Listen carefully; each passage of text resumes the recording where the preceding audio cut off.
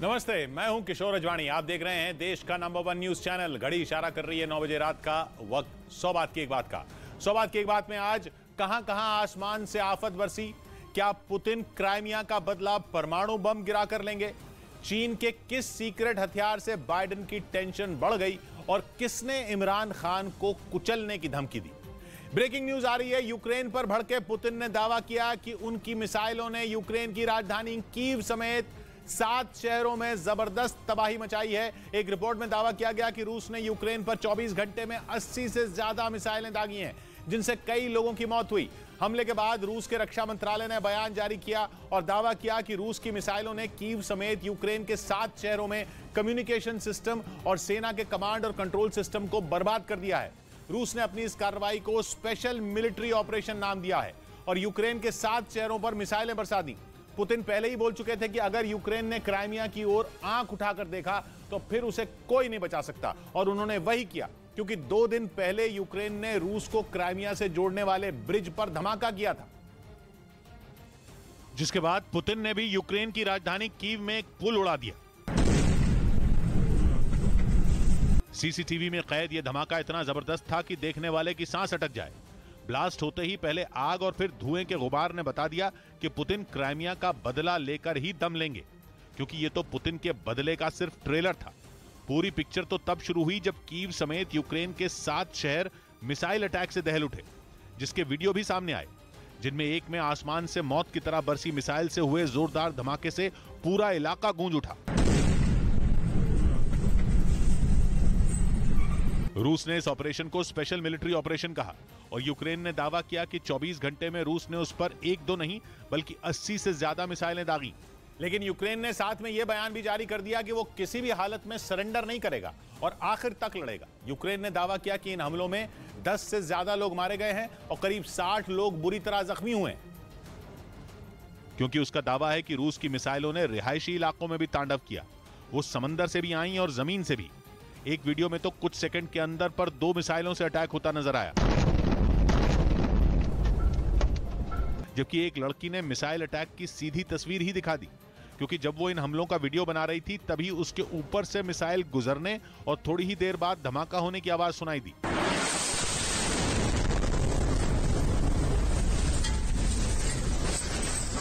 Putin ने बार बार कहा था कि यूक्रेन क्राइमिया के बारे में सोचे भी नहीं, लेकिन यूक्रेन नहीं माना और उसने 2 दिन पहले वो ब्रिज उड़ा दिया जो रूस और क्राइमिया को जोड़ता है। और उसकी इस हरकत ने पुतिन को इतना भड़का दिया कि यूक्रेन के शहरों की जमीन पर बम और मिसाइलों की बारिश होने लगी। वैसे यूक्रेन को पहले से अंदाजा था कि रूस कुछ बड़ा करने वाला है, इसी वजह से यूक्रेन में एयर अलर्ट जारी कर दिया गया था।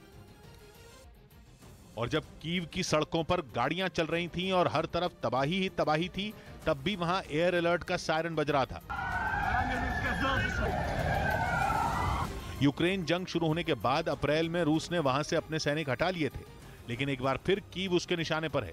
यूक्रेन से क्राइमिया का बदला लेने के लिए रूस ने अपनी मिसाइलें कीव की ओर मोड़ दी हैं, जिन्होंने कीव में यहां वहां धमाके किए। सड़कों पर गाड़ियां जलती नजर आईं और लोग दहशत की वजह से घर में दुबक गए। स्कूल जाने वाले कुछ बच्चों को बेसमेंट में छिपना पड़ा, क्योंकि पुतिन गुस्से से उबल रहे हैं। जंग के 8वें महीने में क्राइमिया को घसीटकर यूक्रेन ने पुतिन की गुस्से की आग में घी डाल दिया है। कीव के अलावा रूस ने यूक्रेन के और कई शहरों को भी निशाना बनाया, जिनमें Zaporizhzhia, Lviv, Chernobyl, Luhansk, Kharkiv और ओदेसा जैसे शहर शामिल हैं। जापोरिजिया में तो एक दिन पहले ही रूस ने हमला कर दिया था और निशाना बनाया था वहां के न्यूक्लियर पावर प्लांट को, जिसके अगले दिन यानी जंग के 229वें दिन रूस की मिसाइलें बाकी शहरों पर मौत बनकर बरसी। वैसे जापोरिजिया पर हमला होते ही रूस के अधिकारियों ने यूक्रेन के लोगों को बता दिया था कि उन पर सरमात मिसाइलें बरसने वाली हैं। Украинцы, покидайте свои города, особенно крупные. और हमला करते ही पुतिन खुद सामने आए और 2 टूक बोल दिया। उन्होंने यूक्रेन से बदले की शुरुआत कर दी है। Киевский режим своими действиями фактически поставил себя на одну доску с международными террористическими формированиями. यूक्रेन ने क्राइमिया में जो किया उसे पुतिन आतंकी हरकत मानते हैं और उन्होंने इस हमले की जांच भी करवाई थी, जिसके लिए पुतिन ने एक कमेटी बनाई थी। यही नहीं, रूस को क्राइमिया से जोड़ने वाले पुल को कितना नुकसान हुआ इसका पता लगाने के लिए गोताखोर भी भेजे गए, क्योंकि यूक्रेन के हमले में 19 किलोमीटर लंबे कर्च ब्रिज का हिस्सा उड़ गया था। हमले से कुछ दिन पहले ही ज़ेलेंस्की ने कहा था कि रूस की ये लड़ाई क्राइमिया से शुरू हुई और ये खत्म भी क्राइमिया पर ही होगी। क्राइमिया की आजादी से। यानी यूक्रेन ने तय कर लिया था कि वो क्राइमिया पर हमला करेगा, लेकिन शायद उसे यह पता नहीं था कि उसकी यह हरकत ऐसी तबाही को न्योता देगी कि यूक्रेन दहल उठेगा और जिन इलाकों से पुतिन हट चुके हैं वहां उनकी वापसी हो जाएगी, क्योंकि माना जा रहा था कि जनमत संग्रह के बाद पुतिन का पूरा फोकस जापोरिजिया, खरसोन, डोनेस्क और लुहांस्क पर था, न कि कीव पर। लेकिन क्राइमिया को वापस पाने की चाह ने यूक्रेन की राजधानी को ही खतरे में डाल दिया है, जहां की सड़कों पर तबाही ही तबाही नजर आई। इस बीच पश्चिमी देशों को डर है कि यूक्रेन का क्राइमिया ब्रिज पर किया गया अटैक पुतिन को परमाणु हमले के लिए उकसा सकता है, क्योंकि पुतिन कह चुके हैं कि क्राइमिया पर हमला उनके सब्र का बांध तोड़ देगा। और अब तो यूक्रेन ने क्राइमिया को रूस से जोड़ने वाले कर्च ब्रिज पर अटैक कर दिया, जो सीधा सीधा परमाणु हमले को न्योता देने जैसा है। यानी पुतिन यूक्रेन पर परमाणु बम गिराकर उसे नर्क बना सकते हैं। कम से कम पश्चिमी देशों का तो यही मानना है, क्योंकि ब्रिटेन की सेना के पूर्व प्रमुख का मानना है कि क्राइमिया ब्रिज पर हमला करके यूक्रेन ने लक्ष्मण रेखा लांघ ली है, जिसके बाद पुतिन परमाणु हथियार का इस्तेमाल कर सकते हैं। क्योंकि क्राइमिया वो इलाका है जिसके लिए रूस ने 2014 में सबसे दुश्मनी मोल ली थी, लेकिन उस पर अपना अधिकार नहीं छोड़ा था। और ज़ेलेंस्की का इरादा क्राइमिया को फिर से यूक्रेन में शामिल करने का है, जिसकी ओर पहला कदम उन्होंने कर्च ब्रिज पर विस्फोट करके बढ़ाया। रूस ने 8 साल पहले 2014 में ही यूक्रेन के दक्षिण में मौजूद क्राइमिया पर कब्जा कर लिया था। इसके बाद रूस ने वहां ब्रिज बनाना शुरू किया, क्योंकि रूस और क्राइमिया के बीच कोई सीधा रास्ता नहीं था। 2018 में पुल बनकर तैयार हुआ और आज वो रूस को क्राइमिया से जोड़ने वाला मुख्य पुल है। रूस का ये पुल कर्च स्ट्रेट पर बना है और कर्च स्ट्रेट काला सागर को अजोव सागर से जोड़ता है। इसलिए रूस काला सागर में अपनी सेना और अपने हथियार भेजने के लिए इसी पुल का इस्तेमाल कर रहा है। 24 फरवरी को जब रूस की सेना यूक्रेन में दाखिल हुई थी तो क्राइमिया में रूस ने इस पुल को ही अपना लॉन्च पैड बनाया था और अब यूक्रेन ने इसी ब्रिज के एक हिस्से को उड़ा दिया है, जिसके बाद पुतिन का खून खौल उठा कि उन्होंने तय कर लिया कि वो यूक्रेन को उसके किए की सजा देकर ही दम लेंगे। लेकिन पश्चिमी देशों को डर है कि बदला लेते लेते पुतिन परमाणु बम ही न दाग दें, क्योंकि यूक्रेन के 15% हिस्से पर जनमत संग्रह कराने के तुरंत बाद पुतिन ने धमकी दी थी कि अगर किसी ने उस इलाके में अपनी नाक घुसाई तो वो परमाणु हथियार चला देंगे। और अब तो बात क्राइमिया की है, जिसके लिए रूस मरने और मारने दोनों के लिए तैयार है। वैसे भी बाइडेन कह चुके हैं कि पुतिन की परमाणु हमले वाली धमकी मजाक नहीं है, क्योंकि वो पुतिन को अच्छे से जानते हैं। मतलब बाइडेन भी मानते हैं कि पुतिन की कथनी और करनी एक जैसी है, और अगर उन्होंने ठान लिया तो कोई उन्हें परमाणु बम चलाने से नहीं रोक पाएगा। इसी वजह से पश्चिमी देश खौफ में है और डर है कि ब्रिज का एक धमाका परमाणु युद्ध का रास्ता न बना दे। उधर पश्चिमी मीडिया ने दावा किया कि क्राइमिया पुल को पुतिन की शिकारी डॉल्फिन भी तबाह होने से नहीं बचा सकी। 19 किलोमीटर लंबे इस ब्रिज के जरिए रूस यूक्रेन में अपनी सेना तक हथियार पहुंचाता था। इसी वजह से उसकी सुरक्षा के लिए पुतिन ने शिकारी डॉल्फिन तक को तैनात किया था। लेकिन दावा है कि इसके बाद भी ज़ेलेंस्की की सेना ने पुतिन के सुरक्षा चक्रव्यूह को तोड़कर क्राइमिया के पुल को उड़ा दिया।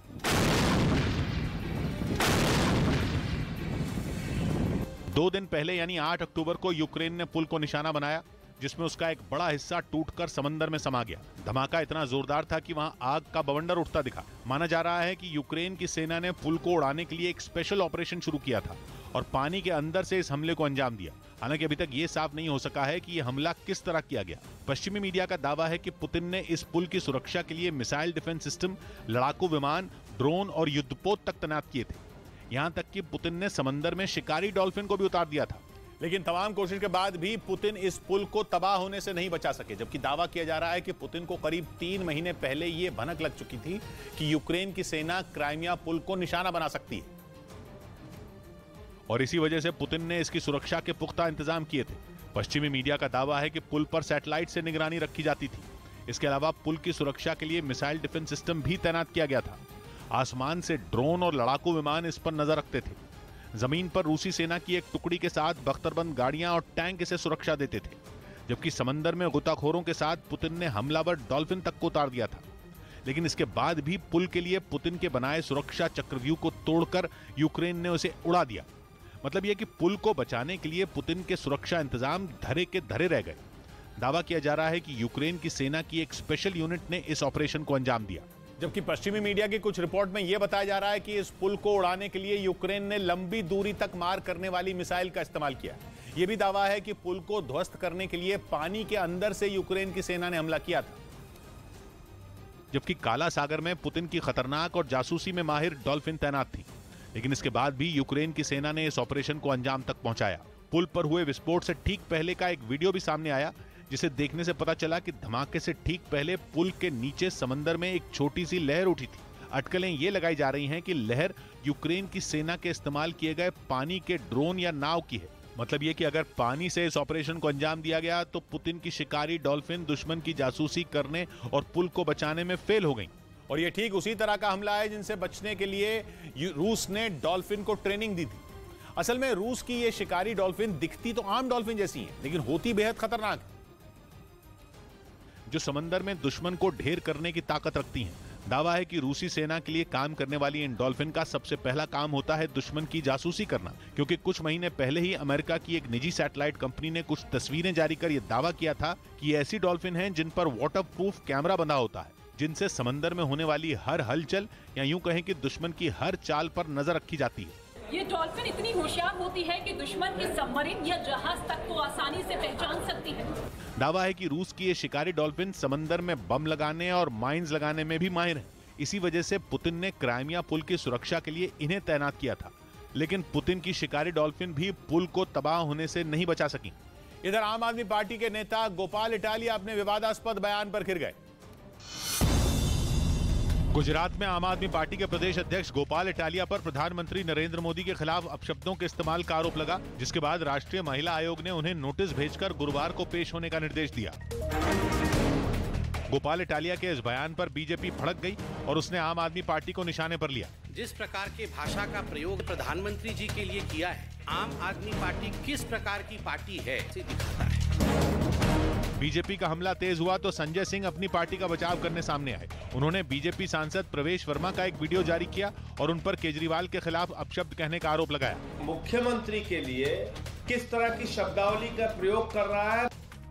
उधर अमेरिका और यूरोप समेत पूरी दुनिया अजरबैजान और आर्मेनिया जैसे कट्टर दुश्मनों के बीच शांति लाने के लिए सिर खपा रही है, लेकिन दोनों देश हैं कि बार बार एक दूसरे पर टूट पड़ते हैं। इस बार अजरबैजान ने दावा किया है कि आर्मेनिया की सेना ने उसकी फौज के ठिकानों पर गोलाबारी की, जिसके बाद दोनों देशों के बीच पिछले महीने हुई भयानक भिड़ंत की तस्वीरें दुनिया के जहन में ताजा हो गईं। अमेरिका और यूरोपियन यूनियन के जो देश उस लड़ाई को रुकवाकर राहत की सांस ले रहे थे, एक बार फिर उनके रोंगटे खड़े हो गए।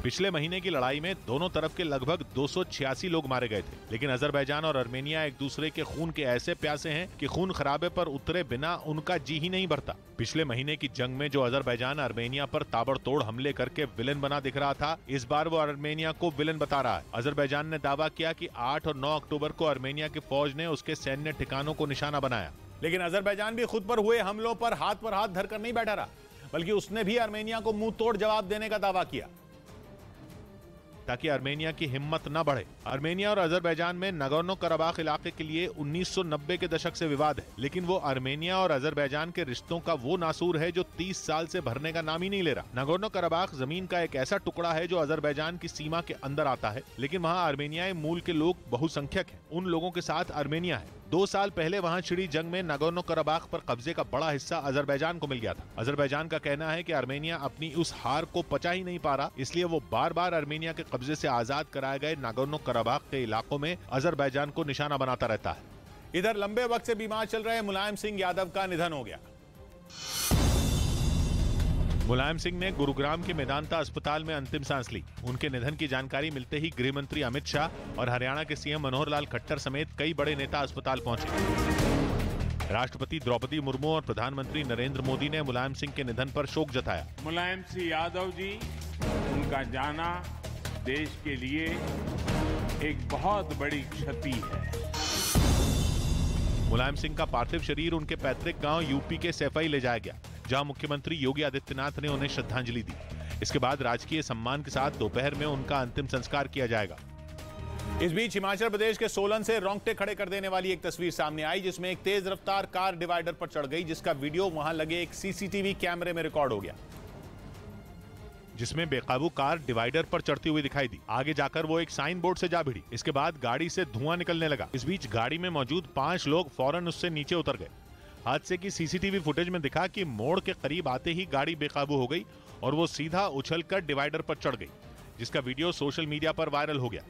आशंका जताई गई कि गाड़ी के ड्राइवर को नींद आने की वजह से ऐसा हुआ। गनीमत यह रही कि इस हादसे में गाड़ी में सवार सभी 5 लोग सुरक्षित बच गए। उधर पश्चिमी मीडिया ने यह दावा किया कि अमेरिका को चिढ़ाने के लिए रूस ईरान को सुखोई 35 लड़ाकू विमान और S-400 एयर डिफेंस सिस्टम दे देगा। यूक्रेन युद्ध को लेकर रूस और अमेरिका के बीच तनातनी दिनों दिन बढ़ती जा रही है, क्योंकि पश्चिमी देशों से मिले घातक हथियारों के दम पर ही यूक्रेन की सेना 229 दिन से रूस की फौज के आगे खड़ी है। अमेरिका का हाइमार्स रॉकेट सिस्टम तो यूक्रेन के लिए ब्रह्मास्त्र साबित हुआ, जिसने जंग के मैदान में रूस की सेना की कमर ही तोड़कर रख दी। इसी बात से बौखलाए पुतिन ने कई बार अमेरिका को यह चेतावनी दी कि वो हथियार देकर यूक्रेन की मदद करना बंद करे, लेकिन बाइडेन ने पुतिन की तमाम धमकियों को हवा में उड़ा दिया। पश्चिमी मीडिया के मुताबिक अब रूस ने अमेरिका को सबक सिखाने के लिए उसके एक दुश्मन का सहारा लिया है। खबर है कि अमेरिका को चिढ़ाने और उसे घेरने के लिए रूस ने ईरान के साथ $10 बिलियन यानी भारतीय रुपयों में 80,000 करोड़ के हथियारों की एक बड़ी डील की है। और इस डील के जरिए रूस ने अमेरिका को यह साफ संदेश दे दिया कि अगर उसने यूक्रेन को हथियारों की सप्लाई बंद नहीं की तो वो उसके दुश्मन देशों के साथ मिलकर उसका जीना मुश्किल कर देगा। और माना जा रहा है कि इसी वजह से रूस ने यूक्रेन जंग के दौरान ईरान के साथ हथियारों की इतनी भारी भरकम डील की। पश्चिमी मीडिया के मुताबिक जो रक्षा समझौता हुआ उसके तहत रूस ईरान को 64 सुखोई 35 लड़ाकू विमान देगा। इसके अलावा ईरान को रूस से 2 S-400 एयर डिफेंस सिस्टम भी मिलेंगे। यही नहीं, इस डील के तहत रूस ईरान को एक मिलिट्री सैटेलाइट भी देगा। असल में अमेरिका के साथ साथ इजराइल भी ईरान का दुश्मन है और ये दोनों देश किसी भी कीमत पर नहीं चाहते कि ईरान परमाणु बम बना ले। इजराइल ने तो ये कसम खाई है कि अगर ईरान ऐसा करेगा तो वो उसके परमाणु हथियारों को तबाह करके ही दम लेगा, और इसीलिए वो कई बार ईरान पर अमेरिका से मिले F-35 लड़ाकू विमानों से हमले की चेतावनी दे चुका है। ऐसे में ईरान को एक ऐसे लड़ाकू विमान की जरूरत थी जो अमेरिका के F-35 फाइटर जेट का मुकाबला कर सके, क्योंकि उसके पास ऐसा कोई लड़ाकू विमान नहीं है जो एक बार में इजराइल पर हमला कर वहां से बिना ईंधन भरवाए लौट सके। इसीलिए ईरान ने रूस के साथ सुखोई 35 खरीदने की डील की। दावा किया जा रहा है कि सुखोई 35 एकमात्र ऐसा विमान है जो अमेरिका के F-35 से मुकाबला करने में सक्षम है। इसी तरह S-400 को दुनिया के सबसे आधुनिक एयर डिफेंस सिस्टम में एक माना जाता है, क्योंकि ये एयर डिफेंस सिस्टम न सिर्फ हवा से होने वाले अटैक को रोक सकता है बल्कि एक साथ दुश्मन के 36 निशानों पर टारगेट भी कर सकता है। इसकी रेंज 400 किलोमीटर है, यानी ये 400 किलोमीटर दूर से ही अपने टारगेट का पता लगाकर उस पर अटैक कर सकता है। इसके अलावा ये 30 किलोमीटर की ऊंचाई पर भी अपने निशाने को तबाह करने की ताकत रखता है। ऐसे में रूस से ये दोनों हथियार ईरान को मिलने पर अमेरिका और इजराइल की टेंशन बढ़नी तय है। इधर गुजरात के भरूच को प्रधानमंत्री ने कई तोहफे दिए। प्रधानमंत्री नरेंद्र मोदी ने गुजरात के भरूच में कई विकास परियोजनाओं का उद्घाटन और शिलान्यास किया। पहला बल्क ड्रग पार्क गुजरात को मिला है। शिवसेना सांसद संजय राउत की जमानत अर्जी पर मुंबई की विशेष अदालत में सुनवाई 17 अक्टूबर तक टल गई। हिमाचल प्रदेश के किन्नौर में नेशनल हाईवे पर एक गाड़ी बेकाबू होकर खाई में गिर गई। इस हादसे में 2 लोगों की मौत हो गई जबकि 2 को गंभीर हालत में अस्पताल में भर्ती कराया गया। उधर खबर है कि जापान ने खतरनाक बिग वेल नाम की एक और पनडुब्बी को अपनी नौसेना के बेड़े में शामिल करने का फैसला ले लिया। वो इस पनडुब्बी को समंदर में चीन के खिलाफ आजमाने की तैयारी में, जिसकी वजह है जापान और चीन के बीच बढ़ता तनाव, जिससे निपटने के लिए जापान ने ताइगी क्लास की तीसरी पनडुब्बी को अपनी नौसेना में शामिल करने का फैसला लिया है। ये पनडुब्बियां लिथियम आयन बैटरी से चलती हैं। यही वजह है कि इनकी रफ्तार आम पनडुब्बियों से कहीं ज्यादा है। असल में चीन की तरफ से मिल रही धमकियों के बाद जापान ने अपनी समुद्री सीमाओं में तैनाती बढ़ा दी है। जापान का आरोप है कि चीन की पनडुब्बियां अक्सर उसके इलाके में घुसपैठ करती हैं, जिनका जवाब देने के लिए उसने ये विशालकाय पनडुब्बी चुनी है, जो अपनी बनावट की वजह से बिग वेल के नाम से जानी जाती है। ये दुनिया की सबसे खतरनाक पनडुब्बियों में एक है, जो डीजल की जगह बैटरी से चलती है, इसलिए पानी के अंदर ज्यादा देर तक रह सकती है। इसके अलावा ये आधुनिक रेडार सिस्टम, टॉर्पीडो और मिसाइलों से लैस होती है, जो दुश्मन को पलक झपकते ही बर्बाद कर सकती है। साथ ही इस पनडुब्बी से हार्पून एंटी शिप मिसाइल भी दागी जा सकती है, जिससे बड़े बड़े जहाज भी ढेर हो सकते हैं। जानकारी के मुताबिक 3000 टन वजनी इस पनडुब्बी को बनाने में $635 मिलियन यानी करीब 5000 करोड़ रुपए का खर्च आता है, और जापान इस तरह की 7 पनडुब्बियों को अपनी नौसेना में शामिल करने वाला है। इस बीच जापान और ताइवान की हवाई सीमा में आए दिन घुसपैठ करने वाले चीन को अब अपनी सीमा में ही घुसपैठ का डर सता रहा है। खबर है कि चीन ने अपने एयर डिफेंस आइडेंटिफिकेशन जोन की किलेबंदी के लिए सबसे दमदार फाइटर जेट तैनात कर दिए हैं, ताकि वहां कोई परिंदा भी पर न मार सके। इस बात का पर्दाफाश चीन के सरकारी चैनल में दिखाई गई एक डॉक्यूमेंट्री से हुआ। रक्षा विशेषज्ञों का कहना है कि चीन ने दक्षिण चीन सागर पूर्वी चीन सागर और ताइवान स्ट्रेट में अपने आधुनिक वॉरप्लेन काम पर लगाने शुरू कर दिए हैं। अब ये तीनों इलाके ही इंडो पैसिफिक रीजन में सबसे संवेदनशील हॉटस्पॉट है, क्योंकि ताइवान को तो चीन अपना ही हिस्सा मानता है, वहीं लगभग पूरे दक्षिण चीन सागर को वो अपनी जागीर समझता है और पूर्वी चीन सागर में उसका जापान से झगड़ा चल रहा है। लेकिन यहाँ अहम बात यह है कि चीन का ADIZ यानी एयर डिफेंस आइडेंटिफिकेशन जोन पूरे के पूरे पूर्वी चीन सागर को कवर करता है, और तो और उसमें जापान, ताइवान और दक्षिण कोरिया के एयर डिफेंस आइडेंटिफिकेशन जोन भी आते हैं। मतलब ये कि घुसपैठ से बचने के पैंतरे अपनाकर चीन अपनी ही घुसपैठ की हिफाजत करने में लगा है। जापान और ताइवान तो अपने इलाके में अपने जेट उड़ा रहे हैं, चीन ने ही उनके इलाके को अपना बता दिया है। यानी ये तो वही बात हुई कि उल्टा चोर कोतवाल को डांटे। इधर शेयर बाजार लाल निशान पर बंद हुआ।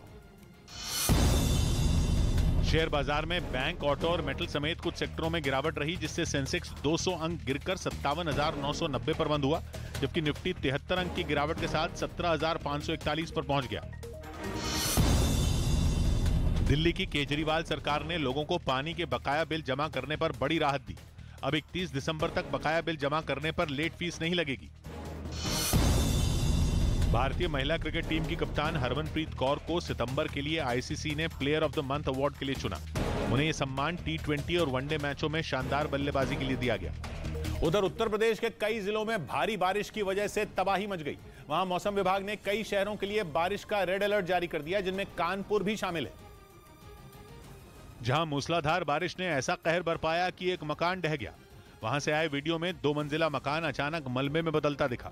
हादसे के वक्त वहां कुछ लोग भी नजर आए, हालांकि मकान ढहने से पहले ही उन्होंने वहां से दौड़ लगा दी, जिससे उनकी जान बच गई। वहीं लगातार होती बारिश की वजह से सड़कों पर जगह जगह गड्ढे हो गए, जिससे लोगों की मुसीबतें बढ़ गईं।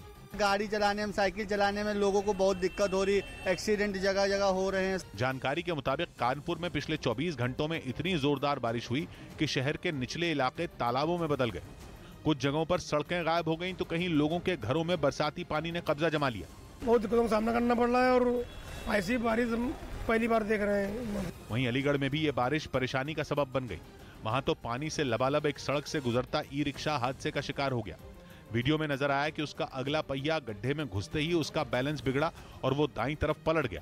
हालांकि हादसा होते ही आसपास के लोगों ने उसमें मौजूद लोगों को किसी तरह बाहर निकाल लिया। वहीं एक जगह पर तो पूरी की पूरी कार एक गड्ढे में समा गई, जिसे क्रेन की मदद से बाहर निकाला गया। अलीगढ़ में पिछले 24 घंटों से जारी बारिश ने रुकने का नाम ही नहीं लिया, जिसने लोगों का जीना मुहाल कर दिया। और सिर्फ कानपुर या अलीगढ़ ही नहीं, बल्कि बुलंदशहर में भी बादलों ने जमकर तांडव मचाया, जिसकी वजह से वहां कई मकान ढह गए और उनके मलबे में दबकर 2 लोगों की मौत हो गई। वहीं 15 से ज्यादा लोग घायल बताए गए।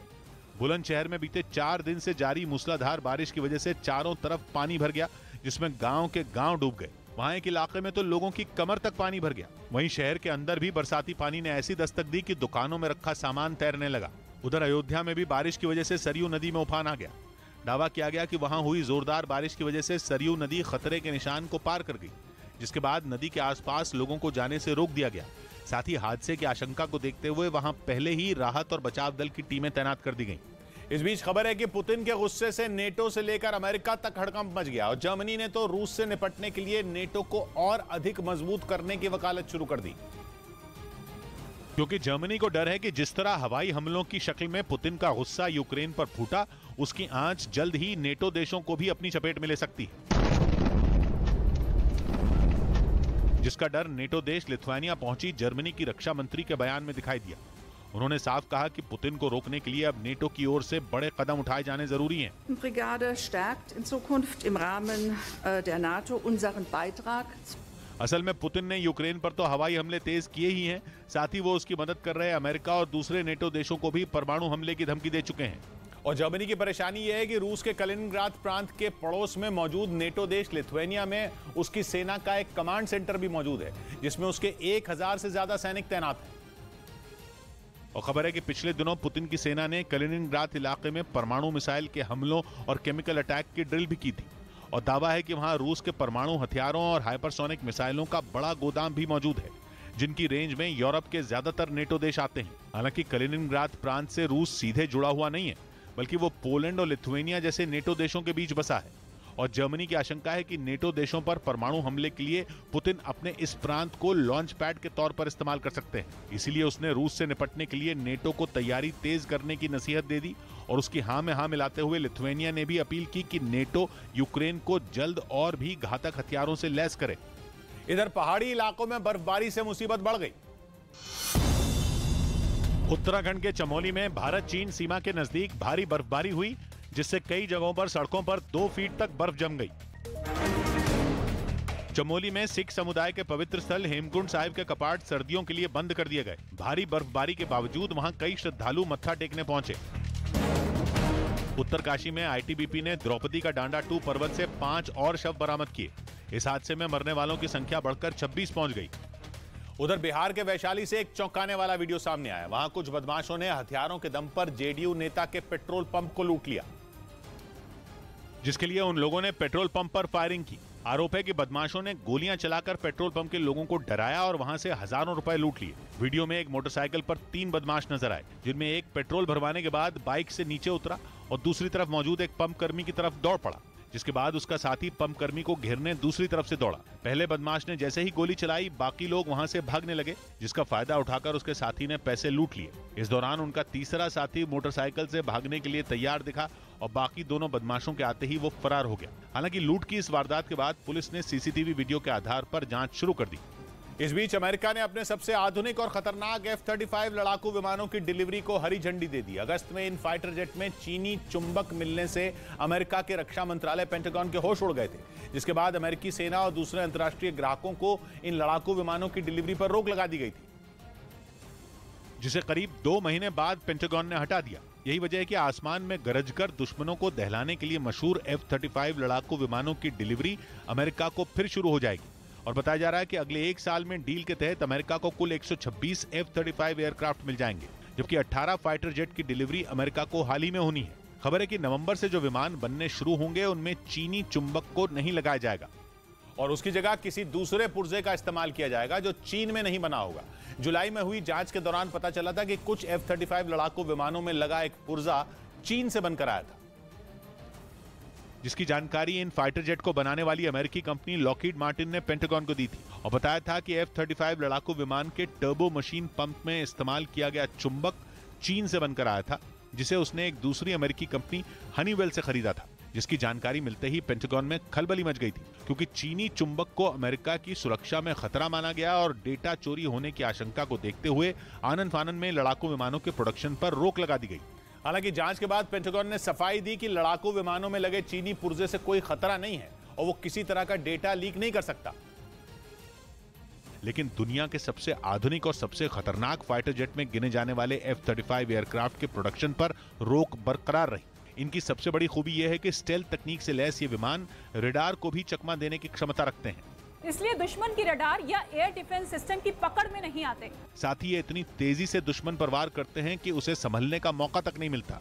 ये जब किसी इलाके में बम गिराते हैं तो उसे पूरी तरह तबाह कर देते हैं और पूरी दुनिया अमेरिका के इन फाइटर जेट का लोहा मानती है। खुद अमेरिकी सेना भी सैकड़ों की संख्या में इनका इस्तेमाल कर रही है, जो किसी भी तरह के जंग के मैदान में दुश्मन के छक्के छुड़ाने की ताकत रखते हैं। और अमेरिका के पास इन लड़ाकू विमानों के 3 वर्जन मौजूद हैं, जिनमें पहला F-35A है, जिसका इस्तेमाल वायुसेना करती है और इसके टेक ऑफ और लैंडिंग के लिए एक लंबे रनवे की जरूरत होती है। दूसरा F-35B है, जो बिना किसी रनवे के अपनी जगह से सीधे ऊपर उठकर उड़ान भर सकता है, जबकि तीसरा F-35C है, जिसे समंदर में तैनात एयरक्राफ्ट कैरियर के छोटे रनवे पर उड़ान भरने के लिए बेहतर माना जाता है। इन्हीं खूबियों की वजह से इन लड़ाकू विमानों ने दुनिया भर में अमेरिका और उसके सहयोगियों के दुश्मनों की नाक में दम कर रखा है।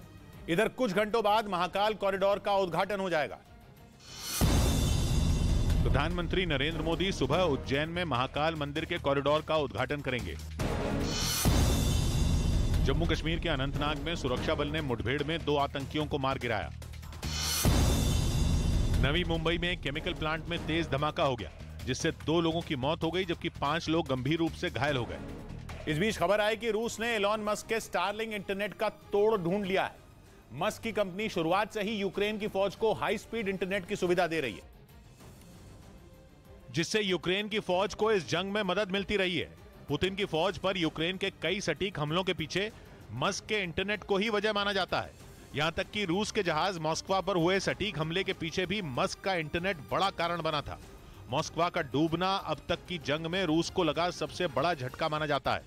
लेकिन खबर है कि यूक्रेन के कई हिस्सों में मस्क की कंपनी का इंटरनेट बंद हो गया है। मतलब यह कि लाख कोशिश के बाद भी यूक्रेन की फौज स्टारलिंक का इंटरनेट इस्तेमाल नहीं कर पा रही।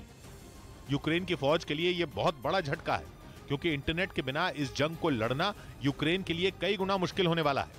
लेकिन यह साफ नहीं हो पा रहा कि आखिर स्टारलिंक का इंटरनेट अचानक चलना बंद क्यों हो गया। रूस इसके पीछे अपनी अलग थ्योरी बता रहा है, जबकि यूक्रेन की थ्योरी बिल्कुल अलग है। लेकिन दोनों ही थ्योरी में एक बात बिल्कुल एक जैसी है, वो ये कि स्टारलिंक का इंटरनेट यूक्रेन की फौज को धोखा दे रहा है। रूस के मीडिया में यह बात प्रमुखता से छापी गई है कि पुतिन ने स्टारलिंक के इंटरनेट का तोड़ निकाल लिया है। उनके इस दावे के साथ ही रूस के एक सैटेलाइट के बारे में दावा किया गया है, एक ऐसा सैटेलाइट जो स्टारलिंक से आने वाले सिग्नल को रोक रहा है। मतलब ये कि जैसे मोबाइल फोन के सिग्नल को जैमर लगाकर जैम किया जाता है, ठीक उसी तरह रूस के एक सैटेलाइट के जरिए स्टारलिंक के सिग्नल जैम किए गए हैं। बताया जा रहा है कि इस तरह के सैटेलाइट को बनाने पर रूस सोवियत संघ के जमाने से ही काम कर रहा था, लेकिन यह दावा रूस का है। यूक्रेन की फौज और इलॉन मस्क की कंपनी इस दावे को नहीं मानती। हालांकि स्टारलिंक का इंटरनेट फेल होने की ज्यादातर घटनाएं उन्हीं इलाकों से आई जिन पर रूस कब्जा कर चुका है। मस्क की कंपनी जो कहानी सुना रही है, उसके मुताबिक उन्होंने जानबूझकर इन इलाकों में इंटरनेट की सुविधा काट दी ताकि रूस की फौज उनके इंटरनेट का इस्तेमाल न कर पाए। यूक्रेन में जंग शुरू होने के कुछ ही दिनों बाद इलॉन मस्क की कंपनी ने हाई स्पीड इंटरनेट की सुविधा यूक्रेन को दी थी। मस्क की कंपनी का इंटरनेट सैटेलाइट से चलता है, इसलिए रूस की फौज उसका नेटवर्क बंद नहीं कर सकती थी। अब दावा यह किया जा रहा है कि जिन जगहों को पुतिन रूस में मिलाने का दावा कर चुके हैं, वहां का इंटरनेट बंद कर दिया गया है। यह कदम जंग की रणनीति के तहत उठाया गया है ताकि वहां दुश्मन की फौज इस इंटरनेट का इस्तेमाल न कर पाए। मस्क ये मानने को तैयार ही नहीं है कि उनके इंटरनेट को ब्लॉक भी किया जा सकता है, लेकिन इतना तय है कि अगर वाकई स्टारलिंक सैटेलाइट को ब्लॉक करने का दावा सही निकला तो स्टारलिंक के लिए बड़ा झटका होगा। इधर महाराष्ट्र में उद्धव और शिंदे गुट को नया चुनाव चिन्ह मिल गया। चुनाव आयोग ने उद्धव गुट को मशाल चुनाव चिन्ह दिया और अब इस गुट का नाम शिवसेना उद्धव बाला साहेब ठाकरे होगा। दूसरी तरफ चुनाव आयोग ने शिंदे गुट को बाला साहेब ची शिवसेना नाम देने की मंजूरी दी, जबकि चुनाव चिन्ह के लिए शिंदे गुट को दोबारा अर्जी देनी पड़ेगी। शिंदे गुट से आयोग ने 3 नए चुनाव चिन्ह का प्रस्ताव मांगा है। उद्धव ठाकरे ने शिवसेना के चुनाव चिन्ह तीर कमान को फ्रीज करने के चुनाव आयोग के फैसले को दिल्ली हाईकोर्ट में चुनौती दे दी। उधर उत्तर प्रदेश के मेरठ से दिल दहला देने वाली एक तस्वीर सामने आई, जिसमें सड़क पार कर रहे एक लड़के को एक तेज रफ्तार कार ने रौंद दिया। इस हादसे में उसकी जान तो बच गई, लेकिन जिसने भी इस हादसे का वीडियो देखा वो सहर उठा, जिसमें कार उस लड़के के ऊपर से गुजरती हुई दिखाई दी। वीडियो में दिखा कि पहले तो कार सवार ने लड़के को टक्कर मारी, जिससे वो उछलकर सड़क पर गिर गया, लेकिन उसकी मदद करने के बजाय ड्राइवर ने कार को सीधा उसके ऊपर ही चढ़ा दिया और कुचलते हुए भाग निकला, जबकि गाड़ी के गुजरने के बाद घायल युवक सड़क पर बैठ गया। इसके बाद वहां मौजूद लोग भागते हुए उसकी मदद के लिए पहुंचे। वो इस बात से हैरान थे कि कार का अगला टायर चढ़ने के बाद ड्राइवर ने ब्रेक नहीं लगाया, उल्टा थोड़ी दूर तक वो उसे घसीटते हुए ले गया। आखिर में ड्राइवर उसे कुचलते हुए फरार हो गया। बताया गया कि हादसे के वक्त कार की हेडलाइट बंद थी। पुलिस ने आरोपी के खिलाफ केस दर्ज कर लिया। इस बीच अफगानिस्तान में तालिबान के एक कमांडर की बेरहमी से हत्या कर दी गई, जिसके बाद तालिबान के कमजोर होने का दावा किया जाने लगा। पिछले 3 महीनों में तालिबान के कई कमांडर मारे जा चुके हैं और इसी कड़ी में उसका एक और टॉप कमांडर मारा गया, जिसके बाद अफगानिस्तान में तालिबान का दबदबा कम होने का दावा किया जाने लगा। पिछले साल अगस्त में अफगानिस्तान की सत्ता तालिबान के हाथ में गई थी। उसके बाद से ही अफगानिस्तान में अपराध कई गुना बढ़े हैं, लेकिन अब अपराध बढ़ने से ज्यादा बड़ी बात यह है कि तालिबान ही मारे जा रहे हैं। मतलब ये कि अब अफगानिस्तान में तालिबान भी महफूज नहीं है। उन तमाम इलाकों में तगड़े हमले हुए हैं जहां पर कभी तालिबान का दबदबा हुआ करता था। अफगानिस्तान में हो रहे इस खून खराबे की वजह भी साफ नहीं हो रही। इस बार वहां के फरियाब नाम के प्रांत में तालिबान के एक खूंखार कमांडर की हत्या की गई, लेकिन किसी संगठन या आतंकी ने हमले की जिम्मेदारी नहीं ली। जांच में भी किसी का नाम सामने नहीं आया, जिसका सीधा मतलब यह है कि अब तक हत्या का मकसद भी पता नहीं चल पाया। तालिबान का दावा यह है कि इस तरह की हत्याएं उन्हें कमजोर करने के लिए रची जा रही साजिश का हिस्सा हैं। लेकिन यह साजिश कौन रच रहा है, इस पर तालिबान भी खामोश है। अब की बार जिस कमांडर की हत्या हुई है उसका नाम अब्दुल रहमान मुनव्वर था। अब्दुल रहमान मुनव्वर फरियाब प्रांत के सबसे खूंखार कमांडरों में गिना जाता था। वो तालिबान के लिए पूरे प्रांत की अर्थव्यवस्था संभाल रहा था। अब्दुल रहमान उस वक्त घर लौट रहा था जब शाम के वक्त उस पर कुछ लोगों ने हमला कर दिया। 2 हमलावरों ने बेरहमी से उसकी हत्या कर दी और भागने में कामयाब हो गए। लेकिन एक तालिबान कमांडर की इस तरह से हत्या लोगों के दिलों में डर पैदा करने वाली है। हत्या की जांच तो हुई, लेकिन न तो मकसद पता चल पाया, न ही किसी पर हत्या का शक ही हुआ। हमलावरों की तलाश भी हुई और कई तालिबान उनका पीछा करने भी निकले, लेकिन किसी को कामयाबी नहीं मिली। उससे भी बड़ी परेशानी है कि तालिबान के दुश्मन कम होने का नाम नहीं ले रहे। इस्लामिक स्टेट और तालिबान के बीच तो कई महीनों से तलवारें खिंची हुई हैं और कई बार हुए बीच बचाव के बावजूद इस्लामिक स्टेट और तालिबान में फासला कम नहीं हो रहा। इस्लामिक स्टेट इससे पहले तालिबान के 3 कमांडरों को ढेर कर चुका है। इस्लामिक स्टेट काबुल के पास कई आतंकी हमले कर चुका है। ऊपर से पंजशीर में तालिबान से लड़ रही एनआरएफ भी मजबूत हो रही है। पिछले हफ्ते ही एनआरएफ ने तालिबान का एक हेलीकॉप्टर गिराने का दावा किया था। पंजशीर में तालिबान के कई लड़ाकों को पकड़ने का दावा भी किया गया था। पूरे अफगानिस्तान में सत्ता चलाने वाले तालिबान अपने ही देश में पंजशीर को छू तक नहीं पाए हैं। ऊपर से एनआरएफ का लगातार मजबूत होना भी उनकी टेंशन बढ़ाने वाला है। जबकि अमेरिका से भी तालिबान की दूरी कम होने का नाम नहीं ले रही। अफगानिस्तान में अल जवाहिरी की मौत के बाद से अमेरिका और तालिबान में बातचीत बंद थी, लेकिन 2 दिन पहले दोनों मुल्कों की खुफिया एजेंसियों के अधिकारियों की मुलाकात हुई, जिसमें अमेरिका और तालिबान ने कई मुद्दों पर बातचीत की। जब से अमेरिका ने अफगानिस्तान की सत्ता तालिबान को सौंपी, तभी से इस तरह की बैठकें दोहा में होती रही हैं। लेकिन इस बार की मुलाकात काफी हंगामेदार होने की खबर है।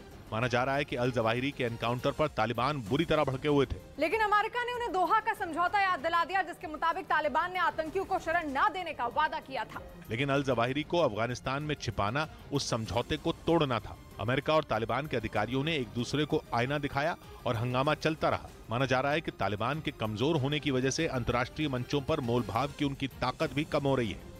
इधर यूपी के अमेठी में विवादास्पद नारे के मामले में पुलिस ने कार्रवाई की। उत्तर प्रदेश के अमेठी से सामने आए एक वीडियो में कुछ लोग जुलूस के दौरान सर तन से जुदा के नारे लगाते नजर आए। ये वीडियो सोशल मीडिया पर वायरल होने के बाद पुलिस ने 7 लोगों को गिरफ्तार कर लिया। कोलकाता के एक इलाके में 2 समुदायों के बीच झड़प हो गई, जिसके बाद प्रशासन ने उस इलाके में धारा 144 लागू कर दी। दिल्ली सरकार में मंत्री सत्येंद्र जैन ने हाईकोर्ट के उस फैसले को सुप्रीम कोर्ट में चुनौती दी, जिसमें उनकी जमानत पर सुनवाई दूसरी अदालत में शिफ्ट करने को सही ठहराया गया था। इस बीच भारत के पड़ोसी देश पाकिस्तान पर मेहरबान अमेरिका को भारत ने एक बार फिर आईना दिखा दिया। विदेश मंत्री एस जयशंकर ने अमेरिका की पोल खोलकर रख दी। यूक्रेन की जंग शुरू होने के बाद से ही भारत को घेरने की कोशिश होती रही है, जिनमें अब रूस से हथियार खरीदने के लिए भारत को दोषी बताया जा रहा है। इसी से जुड़े एक सवाल पर एस जयशंकर ने अमेरिका के झूठ से पर्दा उठा दिया। For multiple decades, Western countries did not supply weapons to India. जिस वक्त एस जयशंकर बोल रहे थे, उस वक्त वो ऑस्ट्रेलिया में थे। ऑस्ट्रेलिया की विदेश मंत्री उनके ठीक बराबर खड़ी थी।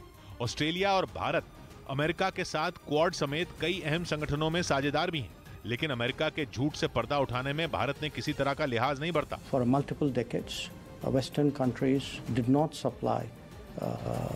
supply weapons to India. And in fact saw a military dictatorship next to us as the preferred partner. America ने पिछले कुछ महीनों में पाकिस्तान के साथ कई अहम समझौते किए हैं, जिनके तहत पाकिस्तान को F-16 फाइटर जेट समेत कुछ बड़े हथियार सौंपे जाने हैं। इसके अलावा अमेरिका ने अपने 2 समुद्री जहाज भी कराची के पोर्ट पर भेजे हैं, जिनका मकसद पाकिस्तान और अमेरिका की सेनाओं में मजबूत दोस्ती दिखाना था। दूसरी तरफ भारत को घेरने की कोशिश भी हो रही है। आरोप ये लगाए गए कि हथियार खरीदकर भारत रूस के हाथ मजबूत कर रहा है। ऊपर से ये सवाल विदेश मंत्री से उस वक्त पूछा गया जब वो ऑस्ट्रेलिया के दौरे पर थे, लेकिन एस जयशंकर ने वहीं से अमेरिका को करारा जवाब दिया। उन्होंने साफ कहा कि दशकों तक अमेरिका ने भारत को हथियार नहीं दिए, यहां तक कि भारत के पड़ोसी देश पाकिस्तान को वो हथियार देता रहा, जबकि रूस को उन्होंने भारत का पुराना दोस्त बताया। सोवियत संघ के जमाने से ही भारत और रूस के बीच हथियारों के सौदे होते रहे हैं। इधर दिल्ली इमारत हादसे में 3 लोगों की जान चली गई। दिल्ली के लाहौरी गेट इलाके में एक इमारत गिर गई। इस हादसे में एक बच्ची समेत 3 लोगों की मौत हो गई, जबकि 8 से ज्यादा लोग घायल हो गए। प्रधानमंत्री नरेंद्र मोदी ने गुजरात के जामनगर में अपने काफिले को उस वक्त रुकवा दिया जब उन्होंने एक आदमी को उनकी मां हीराबेन और उनकी तस्वीर लिए देखा। बाद में प्रधानमंत्री न केवल उस आदमी से मिले, बल्कि उस तस्वीर पर अपने हस्ताक्षर भी किए। T20 वर्ल्ड कप शुरू होने से पहले टीम इंडिया ने एक प्रैक्टिस मैच में वेस्टर्न ऑस्ट्रेलिया को 13 रन से हरा दिया। इस मैच में पहले बल्लेबाजी करते हुए भारत ने 159 रन का लक्ष्य दिया था, जिसके जवाब में वेस्टर्न ऑस्ट्रेलिया की टीम 145 रन ही बना सकी। उधर बिहार के भागलपुर में भारी बारिश की वजह से उफान पर बह रही गंगा नदी ने कई इलाकों को दहशत से भर दिया। नदी का जलस्तर खतरनाक होने से कई मकान उसमें समा गए, जिसका एक दिल दहला देने वाला वीडियो भी सामने आया, जिसमें एक मकान गंगा नदी में गिरते हुए दिखाई दिया। बताया गया कि नदी के कटाव की वजह से मकान पहले ही कमजोर हो चुका था, जिसके बाद उसमें रह रहे लोग बाहर आ गए थे। इस वजह से वहां बड़ा हादसा होने से टल गया। इलाके के लोगों का आरोप है कि कई मकानों को सैलाब निगल चुका है, लेकिन उन्हें प्रशासन से कोई मदद नहीं मिली। कोई देखने वाला नहीं है सर, इस पर ध्यान दिया जाए। वहीं भागलपुर में गंगा नदी का जलस्तर बढ़ने से आसपास के कई गांवों पर डूबने का खतरा मंडराने लगा है। इस बीच अमेरिका ने ब्रिटेन के साथ मिलकर फारस की खाड़ी में ड्रोन ड्रिल कर ईरान को तेवर दिखाए। इस ड्रिल में इस अमेरिकी ड्रोन को शामिल किया गया, जिसे पिछले दिनों ईरान ने जब्त करने की कोशिश की थी। इसीलिए इस बार अमेरिका ने अपने और यूके के युद्धपोतों की घेरेबंदी में सेल ड्रोन को ड्रिल के लिए फारस की खाड़ी में उतारा। इस दौरान ड्रोन समंदर में अपने तय टारगेट की ओर बढ़ता दिखाई दिया। अमेरिकी नौसेना ने दावा किया कि ड्रोन ने अपने टारगेट को ढूंढने के बाद अपने कैमरे से उसकी तस्वीरों को भी रिकॉर्ड किया। अमेरिका का ये ड्रोन करीब 12 महीने तक समंदर में रह सकता है और इस दौरान ये करीब 30,000 किलोमीटर की दूरी तय कर सकता है, जबकि इसकी रफ्तार करीब 15 किलोमीटर प्रति घंटा है। असल में कुछ दिनों पहले ईरान के एक जहाज ने फारस की खाड़ी में गश्त कर रहे अमेरिका के इसी ड्रोन को जब्त करने की कोशिश की थी। हालांकि इस ड्रोन पर नजर रख रहे अमेरिकी युद्धपोत ने ईरान के जहाज को खदेड़ दिया था और इसके बाद अमेरिका ने ईरान को चेतावनी देते हुए साफ कर दिया था कि वो फारस की खाड़ी में उसके ड्रोन को गश्त करने से रोकने की कोशिश न करे। असल में फारस की खाड़ी को दुनिया के सबसे अहम एनर्जी एक्सपोर्ट रूट की शुरुआत माना जाता है। इसके एक किनारे पर ईरान है तो दूसरे किनारे पर सऊदी अरब, यूएई, इराक और कुवैत जैसे तेल और गैस से भरपूर देश मौजूद हैं और फारस की खाड़ी से ही अमेरिका के तेल ले जाने वाले जहाज भी गुजरते हैं। इसलिए अमेरिकी नौसेना की 5th फ्लीट इस इलाके में हमेशा गश्त करती रहती है और अमेरिका ने अपने इस आधुनिक ड्रोन को भी समंदर के इस हिस्से पर नजर रखने के लिए तैनात कर रखा है। उधर असम के हल्दीबाड़ी से रोंगटे खड़े कर देने वाला एक वीडियो सामने आया। वहां एक गैंडा सड़क से गुजर रहे एक ट्रक से जा टकराया। बाद में यह वीडियो सोशल मीडिया पर वायरल हो गया, जिसमें उस गैंडे की ट्रक से जोरदार टक्कर होती दिखाई दी। इस घटना का जो वीडियो सामने आया उसमें एक ट्रक सड़क से गुजरता नजर आया। उसी दौरान जंगल से एक गैंडा सड़क पार करने के लिए निकला, लेकिन जैसे ही वो सड़क के बीचों बीच पहुंचा, सामने से आ रहे ट्रक से जा टकराया।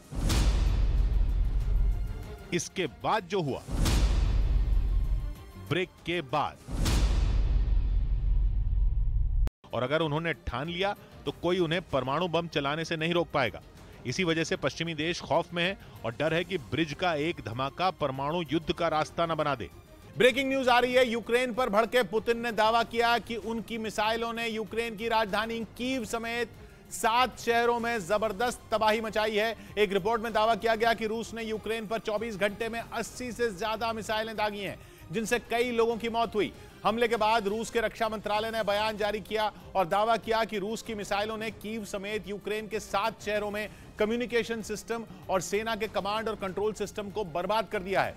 रूस ने अपनी इस कार्रवाई को स्पेशल मिलिट्री ऑपरेशन नाम दिया है और यूक्रेन के 7 शहरों पर मिसाइलें बरसा दी। पुतिन पहले ही बोल चुके थे कि अगर यूक्रेन ने क्राइमिया की ओर आंख उठाकर देखा तो फिर उसे कोई नहीं बचा सकता, और उन्होंने वही किया, क्योंकि 2 दिन पहले यूक्रेन ने रूस को क्राइमिया से जोड़ने वाले ब्रिज पर धमाका किया था, जिसके बाद पुतिन ने भी यूक्रेन की राजधानी कीव में एक पुल उड़ा दिया। सीसीटीवी में कैद यह धमाका इतना जबरदस्त था कि देखने वाले की सांस अटक जाए। ब्लास्ट होते ही पहले आग और फिर धुएं के गुबार ने बता दिया कि पुतिन क्राइमिया का बदला लेकर ही दम लेंगे, क्योंकि ये तो पुतिन के बदले का सिर्फ ट्रेलर था। पूरी पिक्चर तो तब शुरू हुई जब कीव समेत यूक्रेन के 7 शहर मिसाइल अटैक से दहल उठे, जिसके वीडियो भी सामने आए, जिनमें एक में आसमान से मौत की तरह बरसी मिसाइल से हुए जोरदार धमाके से पूरा इलाका गूंज उठा। रूस ने इस ऑपरेशन को स्पेशल मिलिट्री ऑपरेशन कहा और यूक्रेन ने दावा किया कि 24 घंटे में रूस ने उस पर 1-2 नहीं बल्कि 80 से ज्यादा मिसाइलें दागी। लेकिन यूक्रेन ने साथ में यह बयान भी जारी कर दिया कि वो किसी भी हालत में सरेंडर नहीं करेगा और आखिर तक लड़ेगा। यूक्रेन ने दावा किया कि इन हमलों में 10 से ज्यादा लोग मारे गए हैं और करीब 60 लोग बुरी तरह जख्मी हुए हैं, क्योंकि उसका दावा है कि रूस की मिसाइलों ने रिहायशी इलाकों में भी तांडव किया। वो समंदर से भी आई और जमीन से भी। एक वीडियो में तो कुछ सेकंड के अंदर पर 2 मिसाइलों से अटैक होता नजर आया, जबकि एक लड़की ने मिसाइल अटैक की सीधी तस्वीर ही दिखा दी, क्योंकि जब वो इन हमलों का वीडियो बना रही थी तभी उसके ऊपर से मिसाइल गुजरने और थोड़ी ही देर बाद धमाका होने की आवाज सुनाई दी।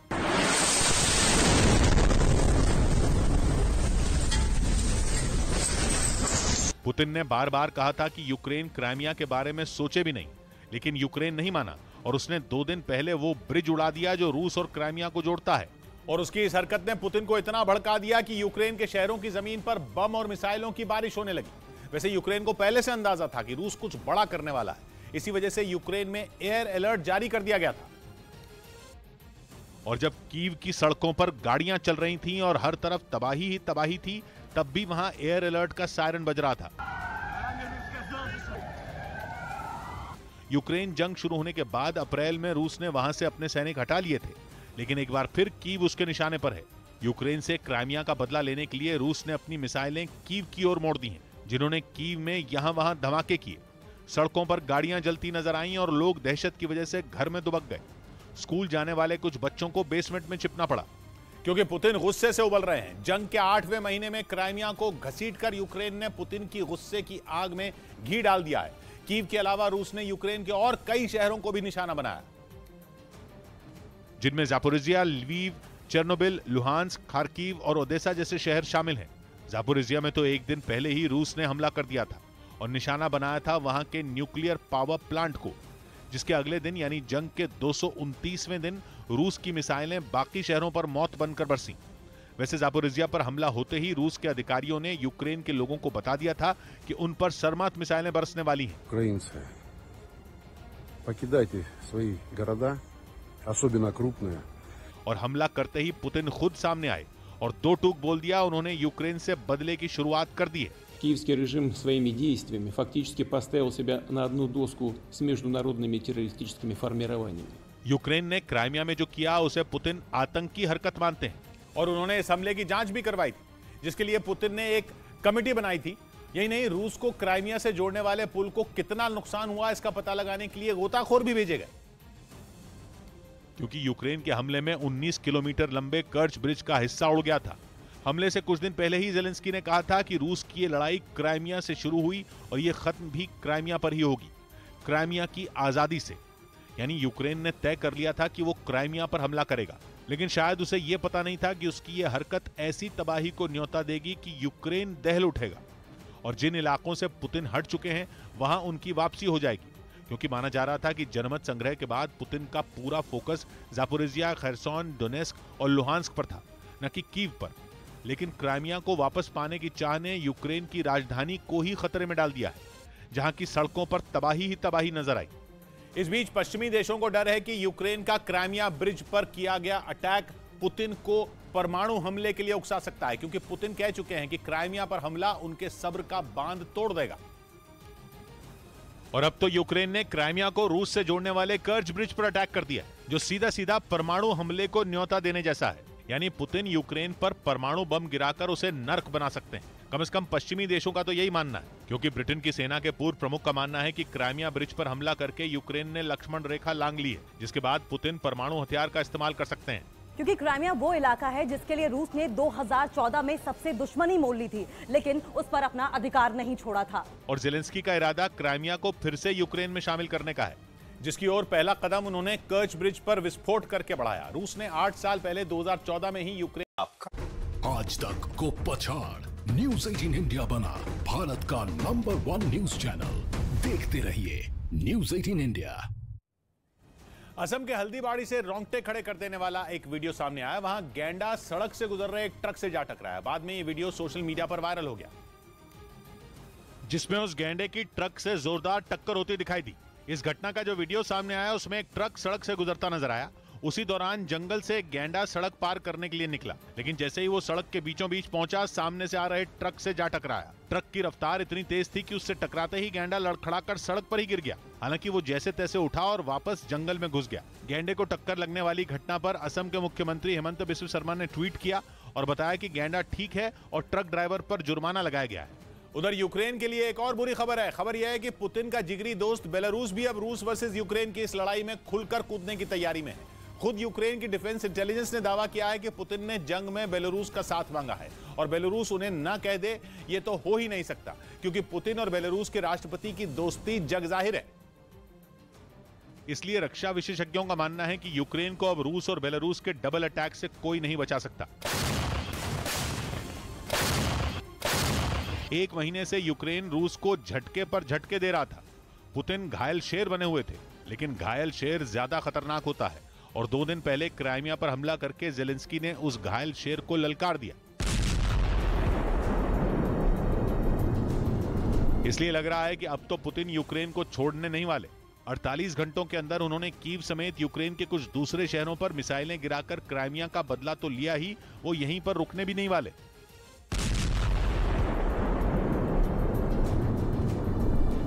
पुतिन का प्लान अब जंग को पार लगाने का है और इसलिए वो अपने सबसे भरोसेमंद साथी बेलारूस की फौज को अपने साथ जंग में झोंकने की तैयारी में है। ये जानकारी एकदम पक्की है, क्योंकि खुद यूक्रेन की डिफेंस इंटेलिजेंस के प्रवक्ता ने कहा है कि व्लादिमीर पुतिन और बेलारूस के राष्ट्रपति अलेक्जेंडर लुकाशेंको लगातार मीटिंग कर रहे हैं और पुतिन लुकाशेंको को जंग में उतारने के लिए राजी करने की कोशिश में लगे हैं, ताकि रूस और बेलारूस मिलकर यूक्रेन का काम तमाम कर दें। वैसे भी बेलारूस ही वो इकलौता देश है जो पहले दिन से सीना तान कर पुतिन के साथ खड़ा है। लुकाशेंको इस जंग में पुतिन पर अपना सब कुछ लुटा रहे हैं। उन्होंने युद्ध में इस्तेमाल के लिए पुतिन को अपनी जमीन तक दी हुई है। यूक्रेन पर हमले करने के लिए रूस धड़ल्ले से बेलारूस को अपने लॉन्च पैड के तौर पर इस्तेमाल कर रहा है, क्योंकि बेलारूस रूस और यूक्रेन दोनों का पड़ोसी है। इसलिए 24 फरवरी को जब रूस ने 3 दिशाओं से यूक्रेन पर हमला किया था, तो उसके उत्तर में रूस की सेना बेलारूस से ही घुसी थी। उत्तरी यूक्रेन में अपने हथियार और दूसरा साजो सामान भी रूस ने बेलारूस के अड्डों से ही पहुंचाया था। रूस ने बेलारूस से परमाणु बम से लैस अपनी इस्कंदर बैलिस्टिक मिसाइलें भी यूक्रेन पर खूब चलाई हैं। कमी रही तो बस बेलारूस के सैनिकों के सीधे यूक्रेन में जंग के मैदान में उतरने की। लेकिन वो कसर भी अब पूरी होने को है, क्योंकि पुतिन की कही बात अलेक्जेंडर लुकाशेंको के लिए पत्थर की लकीर है। इसकी वजह है कि बेलारूस में अगर बीते 28 साल से लुकाशेंको का राज है, तो वो सिर्फ इसलिए क्योंकि उनके सिर पर पुतिन का हाथ है। इसलिए लुकाशेंको पुतिन के एहसानों तले दमे हैं और पुतिन को अपनी फौज देकर उनके कर्ज को उतारने का वक्त अब आ गया है। खुद बेलारूस के राष्ट्रपति अलेक्जेंडर लुकाशेंको ने इस बात की तरफ इशारा भी किया है। लुकाशेंको ने आरोप लगाया है कि यूक्रेन उनके देश पर हमले की प्लानिंग कर रहा है। मतलब बेलारूस के पास यूक्रेन की लड़ाई में कूदने की दलील भी तैयार है।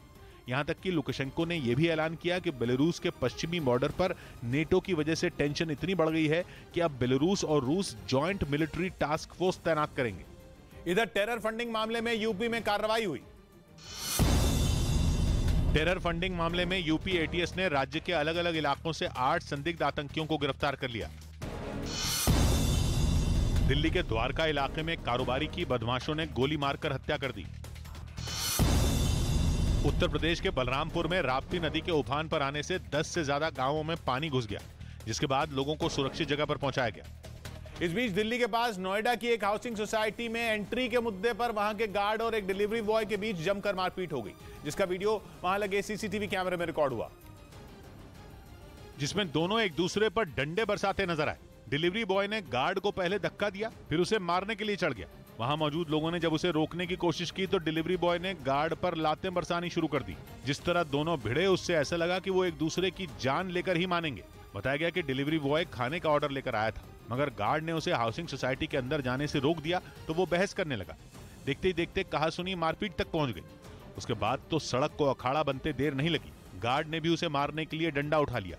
जैसे ही उसने पहला वार किया, डिलीवरी बॉय आपे से बाहर हो गया। गार्ड ने जाने से अंदर मना कर दिया। इसी बात से दोनों का विवाद हुआ, दोनों पक्षों में मारपीट हुई है। हाउसिंग सोसाइटी के बाहर मारपीट के आरोप में पुलिस ने गार्ड और डिलीवरी बॉय को गिरफ्तार कर लिया। उधर खबर है कि चीन के सीक्रेट हथियारों ने बाइडेन की टेंशन बढ़ा दी। पश्चिमी मीडिया ने दावा किया कि इनमें कुछ हथियारों की काट दुनिया में किसी भी देश के पास नहीं है और ताइवान के मुद्दे पर जारी तनातनी के बीच चीन का जो सीक्रेट हथियार अमेरिका के लिए सबसे बड़ी मुसीबत हो सकता है, वो है रेलगन, जिसकी मदद से दागे गए गोले लड़ाकू विमानों से लेकर युद्धपोत तक किसी भी टारगेट को तबाह करने की ताकत रखते हैं। दावा है कि चीन के पास दुनिया की सबसे शक्तिशाली रेलगन है, जिसे जमीन पर दुश्मनों का काल माना जा रहा है। साथ ही इसे युद्धपोत पर लोड कर आसानी से एक जगह से दूसरी जगह पहुंचाया जा सकता है।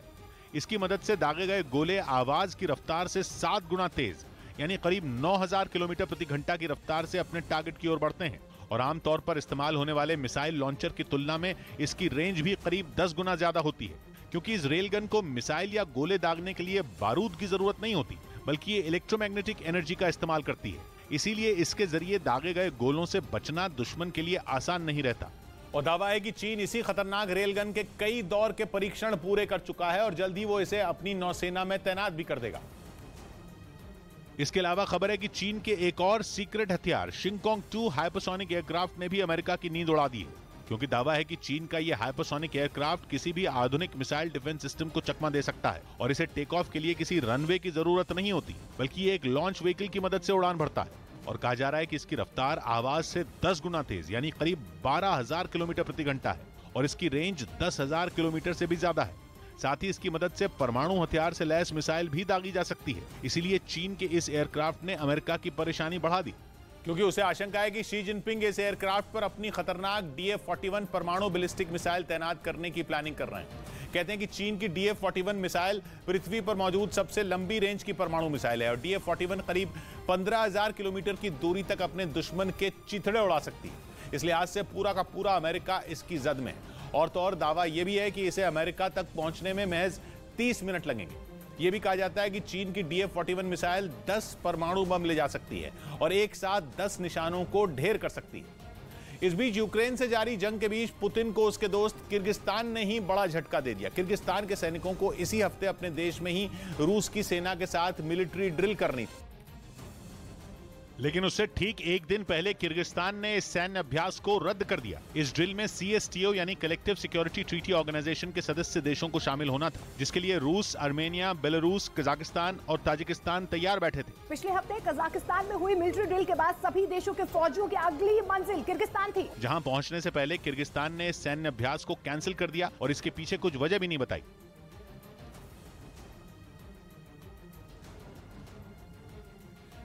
जिसे रूस को ऐन वक्त पर हैरत में डाल दिया। बताया गया कि इस मिलिट्री ड्रिल को किर्गिस्तान के पूर्वी हिस्से में होना था, जो 5 दिनों तक चलने वाली थी, यानी 10 अक्टूबर से 14 अक्टूबर तक, जहां CSTO के सदस्य देशों की सेनाएं रूस के साथ अपनी ताकत का प्रदर्शन करती। माना जा रहा है कि कजाकिस्तान के बाद किर्गिस्तान में होने वाला ये सैन्य अभ्यास यूक्रेन युद्ध में अहम भूमिका निभाता, क्योंकि रूस की अगुवाई वाले CSTO के सदस्य देश दुश्मन को अपनी सैन्य ताकत दिखा सकते थे। ऐसे में आशंका जताई जा रही है कि अमेरिका समेत पश्चिमी देशों की पाबंदियों से बचने के लिए किर्गिस्तान ने युद्ध अभ्यास को रद्द कर दिया, जबकि कुछ एक्सपर्ट्स ने पिछले महीने सितंबर में ताजिकिस्तान और किर्गिस्तान के बीच हुए विवाद को इस मिलिट्री ड्रिल के रद्द होने का कारण माना, क्योंकि 14 सितंबर को ताजिकिस्तान और किर्गिस्तान के बॉर्डर पर हंगामा खड़ा हो गया था और दोनों देशों ने एक दूसरे पर सीमा पर हथियारों की भारी तैनाती का आरोप लगाया था, जो 16 सितंबर तक इतना बढ़ गया था कि अंतर्राष्ट्रीय समूह के दखल के बाद ताजिकिस्तान और किर्गिस्तान शांत हुए थे। लेकिन बताया गया कि सीमा पर हुए इस संघर्ष के दौरान किर्गिस्तान के 60 से ज्यादा नागरिक और ताजिकिस्तान के करीब 40 लोगों की मौत हो गई थी, जिसके बाद से ही किर्गिस्तान ने CSTO से इस मामले में हल निकालने की मांग की थी। इसलिए माना जा रहा है कि इस सैन्य अभ्यास को किर्गिस्तान ने रद्द कर दिया। CSTO भी नेटो की तरह ही मिलिट्री अलायंस है, जिसमें सोवियत संघ का हिस्सा रहे कई देश शामिल हैं। रूस, आर्मेनिया और बेलारूस जैसा देश CSTO का हिस्सा है। CSTO में कजाकिस्तान, ताजिकिस्तान और किर्गिस्तान भी शामिल हैं। CSTO रूस की अगुवाई वाला एक मिलिट्री अलायंस है, जिसके पास अपनी ताकतवर फौज है, जिसका नाम रैपिड रिएक्शन फोर्स है। इस फोर्स में शामिल 20,000 सैनिक हमेशा अलर्ट पर रहते हैं ताकि किसी भी हमले का तुरंत जवाब दिया जा सके। इसके साथ ही CSTO के सदस्य देश आपस में युद्ध अभ्यास भी करते हैं ताकि दुश्मन को अपनी ताकत दिखाई जा सके, और इसीलिए किर्गिस्तान में भी 14 अक्टूबर तक मिलिट्री ड्रिल होनी थी, जिसे किर्गिस्तान की तरफ से रद्द कर दिया गया। इधर हरियाणा में 1000 से ज्यादा बसें खरीदी जाएंगी। हरियाणा सरकार ने 1300 नई बसें खरीदने की मंजूरी दे दी। इसका फैसला मुख्यमंत्री मनोहर लाल खट्टर ने एक बैठक में लिया। 300 बसेस, मिनी बस और AC बसेस ये सब ली गई हैं। छत्तीसगढ़ के धमतरी जिले में हाथियों के एक झुंड के रिहायशी इलाके में आने से लोग दहशत में आ गए। दिल्ली के पास गाजियाबाद में एक इमारत की 10वीं मंजिल से गिरकर महिला की मौत हो गई। उधर जम्मू कश्मीर के राजौरी से हैरान करने वाली कुछ तस्वीरें सामने आई। वहां के एक सरकारी मेडिकल कॉलेज में कुछ कर्मचारियों के बीच जमकर मारपीट हो गई। बताया गया कि मामूली बात पर कर्मचारी आपस में भिड़ गए और मेडिकल कॉलेज के अंदर शुरू हुआ विवाद सड़क पर आ गया। देखते ही देखते बवाल इतना बढ़ गया कि हंगामा कर रहे लोगों ने एक दूसरे पर जमकर लात घूंसे चलाए। एक तस्वीर तो ऐसी भी सामने आई जिसमें एक आदमी ने हमले के लिए हाथों में ईंट उठा ली। कुछ लोग एक दूसरे के बालों को बुरी तरह खींचते नजर आए। ऐसे में वहां चीख पुकार मच गई।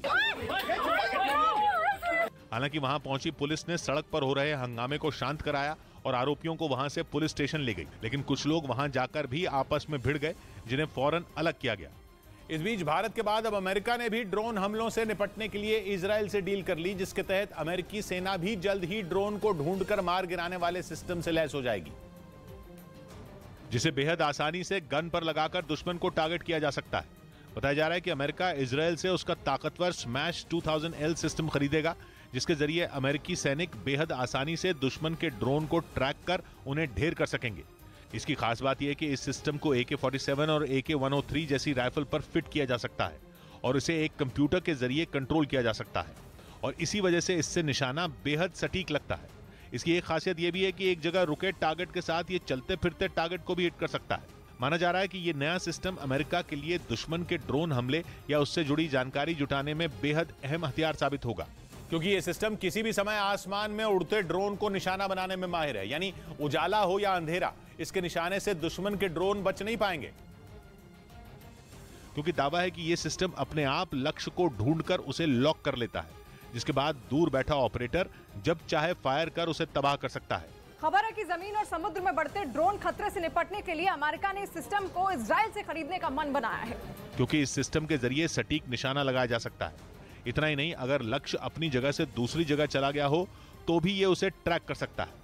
और इसे बनाने वाली कंपनी स्मार्ट शूटर का दावा है कि सिस्टम छोटे ड्रोन को पल भर में मार गिराने की क्षमता रखता है। पिछले साल दिसंबर में भारतीय नौसेना ने भी ड्रोन हमलों से निपटने के लिए स्मैश 2000 सिस्टम को खरीदने का ऐलान किया था और माना जा रहा है कि अगले साल की शुरुआत में इस सिस्टम की डिलीवरी शुरू हो जाएगी। इस बीच अमेरिका ने भी इजराइल से इस सिस्टम के एडवांस्ड वर्जन को खरीदने का ऐलान किया। इजराइल से अमेरिका स्मैश 2000L खरीद रहा है, जिसमें L का मतलब है लाइट वेट, यानी वजन में हल्का। इसकी इसी खूबी के कारण इस सिस्टम को किसी भी गन में आसानी से फिट किया जा सकेगा और बिना देर किए दुश्मन के ड्रोन पर निशाना साधा जा सकेगा। इधर इसी महीने संयुक्त राष्ट्र सुरक्षा परिषद की बैठक भारत में होगी। भारत 28 और 29 अक्टूबर को संयुक्त राष्ट्र सुरक्षा परिषद की एक अहम बैठक की मेजबानी करेगा। मुंबई और दिल्ली में होने वाली इस बैठक में आतंकवाद के मुद्दे पर चर्चा होगी। छत्तीसगढ़ के बस्तर में कुछ लड़कियों से छेड़छाड़ का वीडियो वायरल हो गया, जिसके बाद पुलिस मामले की जांच में जुट गई। इस मामले में जो है थाना कोतवाली के द्वारा जो है कार्यवाही किया जा रहा है। न्यूजीलैंड क्रिकेट टीम 27 दिसंबर से पाकिस्तान दौरे पर जाएगी, जहां वो 2 टेस्ट, 5 T20 और 8 वनडे मैचों की सीरीज खेलेगी। इस बीच खबर है कि पुतिन ने यूक्रेन पर कहर बरपाने के लिए फौज की कमान अपने नए जनरल को सौंप दी, ताकि 8 महीने से जारी जंग का नतीजा जल्द से जल्द निकल सके। और पुतिन के इस भरोसेमंद शख्स का नाम है सर्गेई सुरोविक, जिन्होंने सीरिया की जंग में दुश्मनों को नाको चने चबा दिए थे। सुरोविक इससे पहले पुतिन की एयरफोर्स के कमांडर थे और जंग में लगातार पिछड़ने की वजह से पुतिन ने उन्हें यूक्रेन के ऑपरेशन का ओवरऑल हेड बनाने का फैसला लिया। ऐसा इसलिए क्योंकि 8 महीने से जारी जंग की वजह से अब पुतिन का सब्र भी जवाब देने लगा है। इसलिए रूस की तरफ से 1 हफ्ते के अंदर ये तीसरी बड़ी नियुक्ति की गई। खबर है कि सुरोविक को पुतिन के प्लान को जमीन पर उतारने के लिए चुना गया है, जिसके लिए वो किसी भी हद तक जा सकते हैं। जानकारी के मुताबिक सुरोविक का पहला टारगेट यूक्रेन में 3 लाख सैनिकों की तैनाती है, जिसका ऐलान पुतिन ने करीब 2 हफ्ते पहले किया था। लेकिन उसके बाद से ही लोग रूस छोड़कर भागने लगे थे। साथ ही कई जगहों से पुतिन के खिलाफ विद्रोह की खबरें भी आने लगी थी। दावा किया गया कि इसी से निपटने के लिए पुतिन ने यूक्रेन युद्ध की कमान सर्गेई सुरोविक के हाथों में दे दी और नियुक्ति के कुछ देर बाद ही यूक्रेन पर हुई मिसाइलों की बारिश ने यह साबित कर दिया कि पुतिन ने सुरोविक की तैनाती क्यों की। पश्चिमी मीडिया का दावा है कि जनमत संग्रह के बाद पुतिन यूक्रेन को हथियाने में वक्त नहीं लगाएंगे और सुरोविक को उनके इसी प्लान को कामयाब बनाने के लिए चुना गया है।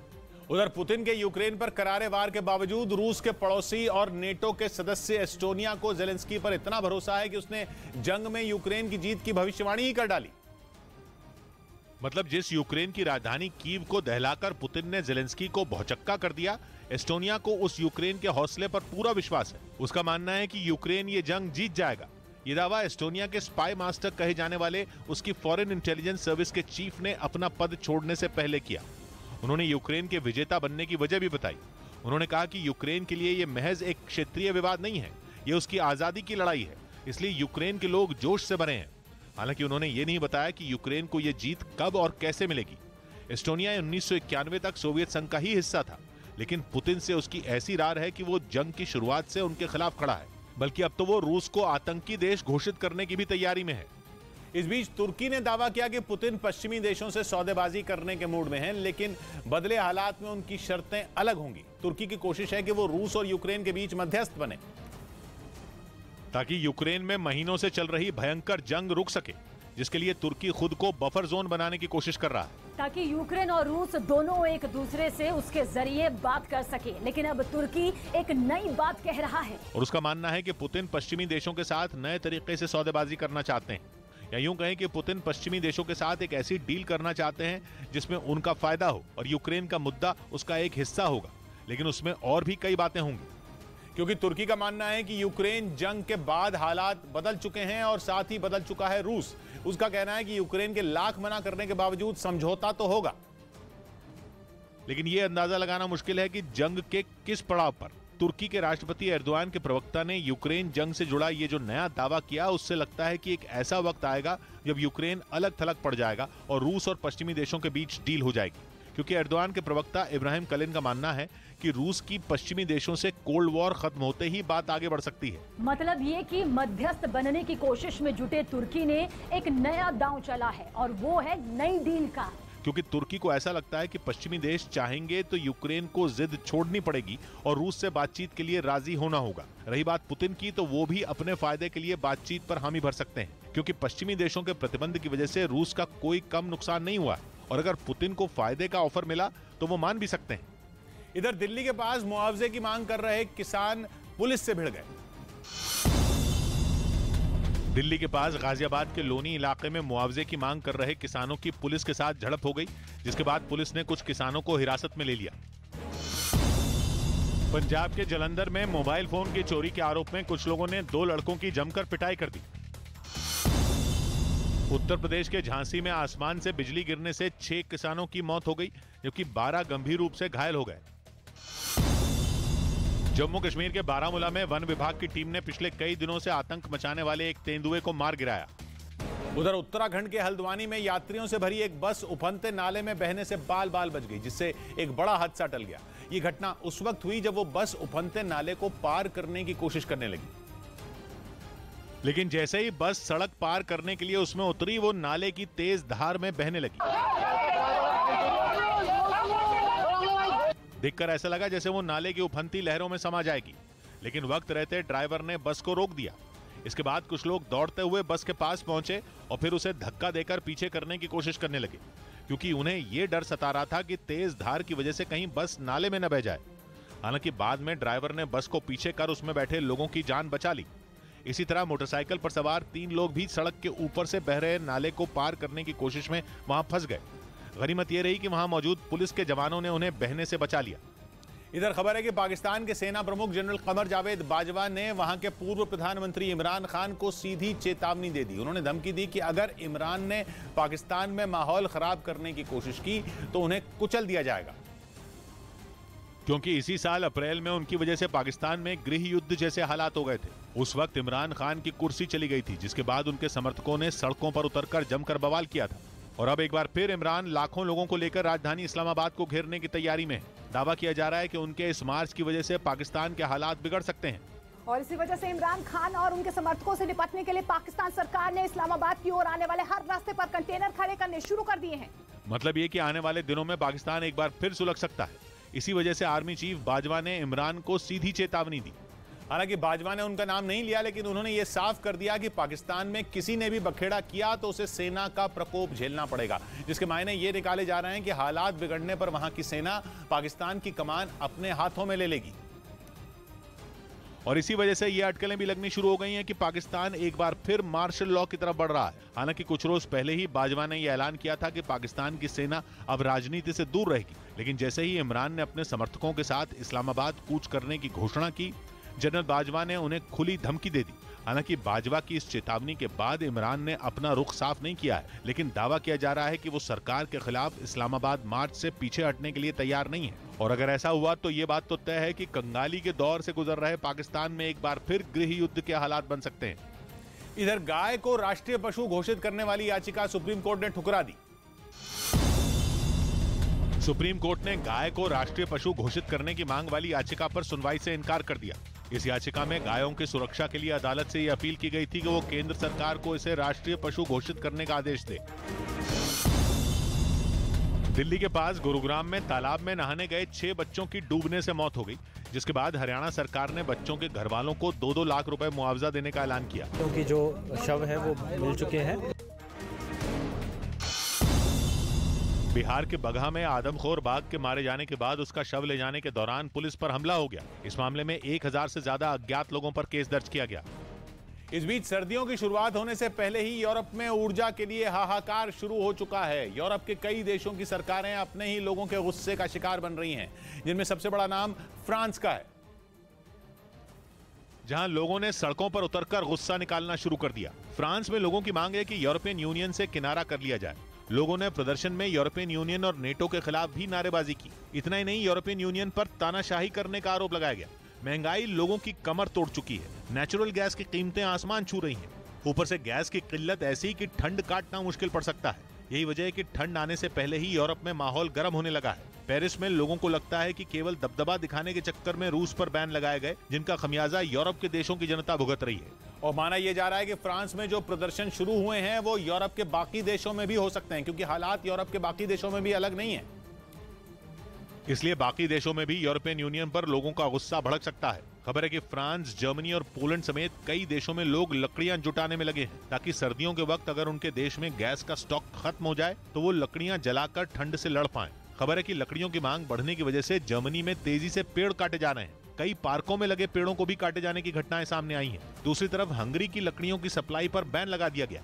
ऐसा इसलिए किया गया ताकि पेड़ों की बेहिसाब कटाई को रोका जा सके। फ्रांस में तो विरोध की आग लगी हुई है। वहीं लकड़ियों के कारोबार या पेड़ों की कटाई पर कोई बैन नहीं लगा है, लेकिन लकड़ियों के दाम आसमान जरूर छू रहे हैं। उधर अमेरिका ने चीन की 13 ड्रोन कंपनियों को ब्लैकलिस्ट कर दिया, जिनमें दुनिया में सबसे ज्यादा ड्रोन बनाने वाली कंपनी DJI टेक्नोलॉजीज भी शामिल है। लेकिन उसे भी अमेरिका ने बैन कर दिया। इसके साथ ही चीन की 11 दूसरी ड्रोन बनाने वाली कंपनियों को भी ब्लैकलिस्ट कर दिया गया, जिसके बाद चीन की ये सभी कंपनियां अमेरिका में अपना कारोबार नहीं कर पाएंगी। अमेरिका के रक्षा मंत्रालय पेंटागन ने चीन की उन कंपनियों को ब्लैकलिस्ट किया जिनके संबंध उसने चीन की सेना से पाए। पेंटागन ने ड्रोन बनाने वाली चीन की 13 कंपनियों पर चीनी सेना से जुड़े होने का आरोप लगाया है, जिसके बाद ऐसी कंपनियों की लिस्ट तैयार की गई, क्योंकि पेंटागन का मानना है कि ये कंपनियां अमेरिका के लिए खतरा साबित हो सकती हैं। और यही वजह रही कि अमेरिकी रक्षा मंत्रालय दुनिया में सबसे ज्यादा ड्रोन बनाने वाली कंपनी को भी ब्लैकलिस्ट करने से नहीं हिचकिचाता। माना जाता है कि शेनचेन में मौजूद DJI टेक्नोलॉजी की दुनिया के कमर्शियल ड्रोन बाजार में 50% से ज्यादा की हिस्सेदारी है। लेकिन वो भी अमेरिका के रडार पर आ गई, क्योंकि पेंटागन का मानना है कि देश की सुरक्षा से ऊपर कुछ भी नहीं है। हालांकि अमेरिका ने DJI टेक्नोलॉजी के खिलाफ ये कदम उठाकर निवेशकों को इस कंपनी से दूर रहने की चेतावनी दे डाली, जबकि चीन ने अमेरिका के इस कदम को राजनीतिक चाल करार दिया। हालांकि इससे पहले भी अमेरिका कई चीनी कंपनियों पर बैन लगा चुका है। अजीब किस्म का विश्वास उस बशर में है उसके पांव में बेड़ी मगर सफर में है। 100 बात की एक बात कही विवेक ने, पहाड़ बर्फ का बेखौफ खड़ा है, फिर भी उसे पता है कि वो धूप की नजर में। मिलते हैं कल, घड़ी जब इशारा करेगी 9 बजे रात का, वक्त फिर होगा 100 बात की एक बात का।